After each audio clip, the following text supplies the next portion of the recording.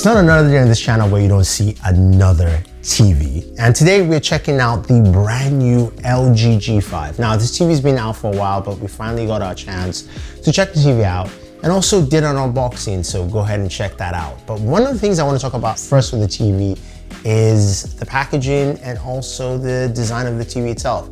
Comes in a standard TV box, and granted this is a reviewer's model, so the box is a little beat up, so don't worry about that. Yours will not come that way. The stand comes separately, but this is also meant to be a wall-mounted TV. The G5 is LG's top-of-the-line TV out there with, of course, their best OLED panel.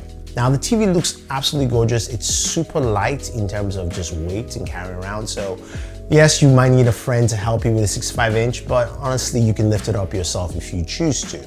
Now, there are 4 HDMI ports on the TV, 2 on the side and 2 on the bottom in kind of like an L-shaped pattern. And you've got support for up to 165 Hertz, which is great. So, which means a PC gamer like myself can plug in my PC to the TV and get some really great refreshment. Now, LG makes some really good OLED panels overall, which you would expect. Now, the aesthetic build of this TV is one that is clean and nice. Feels more like a monitor, less than a TV. If you look at just the sharp angles and also the lighter aluminum bezel around the top part of the TV. You've got Dolby Atmos as well, which is pretty good. Now, picture quality is what you're waiting for. You're like, throw the starts in there. I want to see what it looks like. Like, how does it look?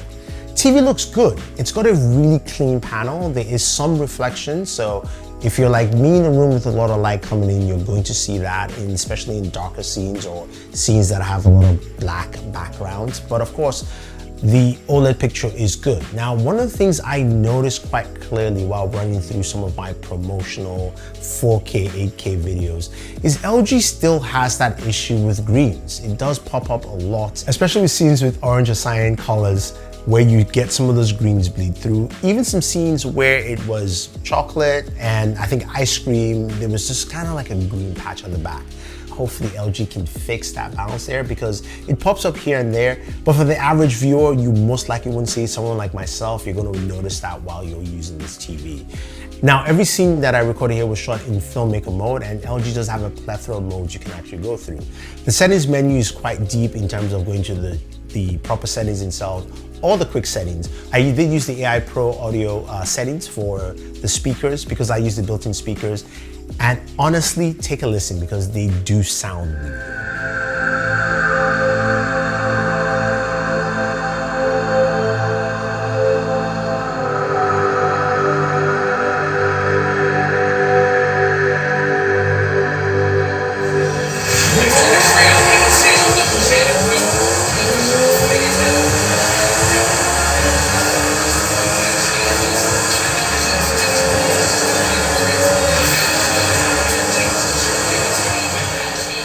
Yep, audio was set about 35, 36%. If I went any higher to 50, I'll probably be deaf, but those speakers come out really loud and clear. I do like them. They do rattle a little bit when you push it higher, but the volume levels were good and they do a really good job for built-in speakers in the TV. Now, when it comes to gaming, LG has 2 elements for gaming. One is through, of course, the Xbox Game Pass app, which is now available on LG TVs. And you can access that either by going through your app menu or using the built-in AI feature on your remote control. There's a button here right above your cursor wheel that allows you to tap and tell the AI assistant, your chatbot, what you want to do, whether it's going to an app or going to a specific setting.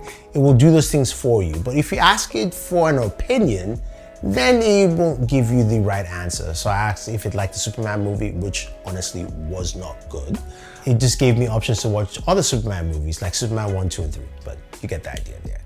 Back to Xbox. Now, the Xbox app is one that was quick to access from the AI chatbot.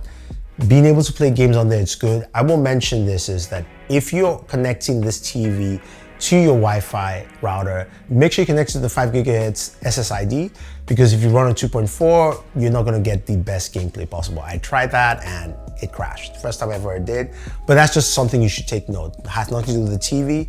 It's just more of a user error that you guys should definitely not do.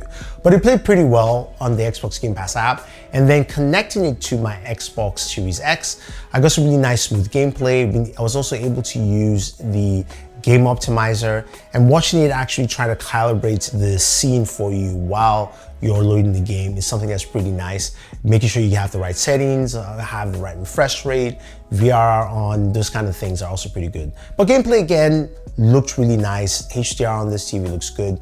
Dolby Vision is built in, so you've got Dolby Vision gaming support as well as Dolby Vision and of course Dolby Atmos audio. I think one of the things about this TV when you look at it overall is that it's a nice TV.